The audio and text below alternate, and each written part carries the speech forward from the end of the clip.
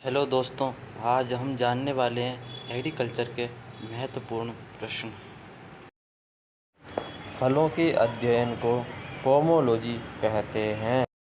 फूलों के अध्ययन को फ्लोरिकल्चर कहते हैं। सब्जियों के अध्ययन को ओलेरीकल्चर कहते हैं। अब हम बात करते हैं आवश्यक पोषक तत्वों की। मुख्य रूप से 17 पोषक तत्व होते हैं। पोषक तत्व का वर्गीकरण। पहला है अखनिज पोषक तत्व, आधारभूत पोषक तत्व या फिर संरचनात्मक पोषक तत्व। ये मुख्यतः 3 प्रकार के होते हैं। दूसरा है खनिज पोषक तत्व। ये भी 2 प्रकार के होते हैं, मुख्य पोषक तत्व और सूक्ष्म पोषक तत्व। मुख्य पोषक तत्व 1 ppm से कम होते हैं और सूक्ष्म पोषक तत्व 1 ppm से अधिक होते हैं। अखनिज पोषक तत्व 3 होते हैं। कार्बन 45% होता है, हाइड्रोजन 6% होता है और ऑक्सीजन 45% होता है। अब हम बात करते हैं दूसरे नंबर टॉपिक के खनिज पोषक तत्व। ये भी 2 प्रकार का होता है, मुख्य पोषक तत्व और सूक्ष्म पोषक तत्व। अब हम बात करते हैं मुख्य पोषक तत्व। ये 2 प्रकार के होते हैं, प्राथमिक पोषक तत्व जिसमें नाइट्रोजन, फास्फोरस, पोटेशियम आते हैं और दूसरे होते हैं द्वितीयक पोषक तत्व जिसमें कैल्शियम, मैग्नीशियम और सल्फर आते हैं। अब हम आगे बढ़ते हैं। अगला है सूक्ष्म पोषक तत्व, जिसमें 8 तत्व आते हैं।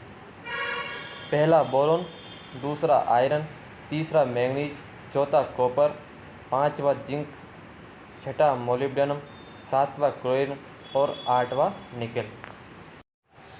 अब हम आगे जानते हैं। अब हम जानते हैं इन पोषक तत्वों के कार्य, रोग और लक्षण के बारे में। नाइट्रोजन, पौधे इसे नाइट्रेट के रूप में ग्रहण करते हैं, कुछ पौधों को छोड़कर, जैसे धान, आलू, गन्ना आदि। ये पौधे नाइट्रोजन को अमोनिया के रूप में ग्रहण करते हैं। अब जानते हैं हम इनके कार्य के बारे में। पहला कार्य यह है, प्रोटीन के निर्माण में सहायक होता है तथा वानस्पतिक वृद्धि निर्माण में सहायक होता है। तीसरा है, चारे वाली फसलों के लिए एवं पत्तीदार सब्जियों के लिए गुणवत्ता युक्त होता है। और चौथा है, क्लोरोफिल तथा पोरफायरिन रिंग के निर्माण में सहायक। आगे हम जानते हैं फास्फोरस के बारे में, इनके प्रमुख कार्य। पहला कार्य है जड़ों के निर्माण में सहायक। दूसरा, कोशिका विभाजन में सहायक। तीसरा, इसे पौधे की जीवन कुंजी भी कहते हैं। चौथा है, इसे पौधे की ऊर्जा मुद्रा कहा जाता है। पांचवा, यह पौधों को अप्रत्यक्ष रूप से सूखा सहन करने की क्षमता प्रदान करता है। पोटेशियम के कार्य। पहला कार्य है कार्बोहाइड्रेट तथा स्टार्च के निर्माण में व रूपांतरण में सहायक होता है। दूसरा, यह रोग तथा कीटों के प्रति लड़ने की क्षमता प्रदान करता है। तीसरा है, प्रत्यक्ष रूप से सूखा सहन करने की क्षमता प्रदान करता है।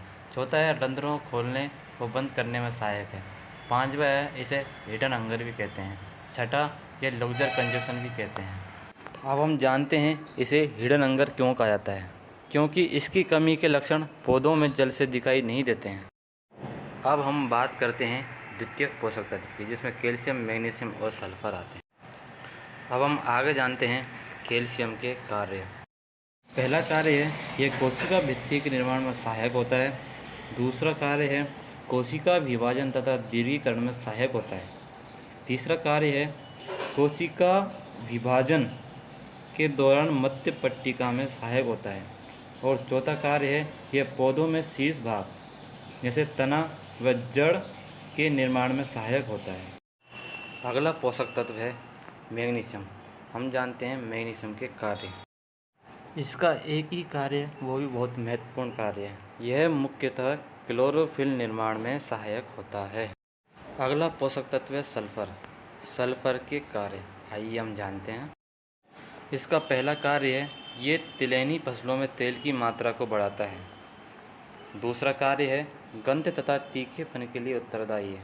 और तीसरा कार्य, ये एमिनो अम्ल की मात्रा में सहायक होता है। अब हम अगली वीडियो में जानेंगे सूक्ष्म पोषक तत्व और इसके बाद हम इनकी कमी के लक्षण, रोग के बारे में जानेंगे। आपको ये वीडियो पसंद आया तो लाइक एवं सब्सक्राइब ज़रूर कर दें और आगे से आगे ज़रूर शेयर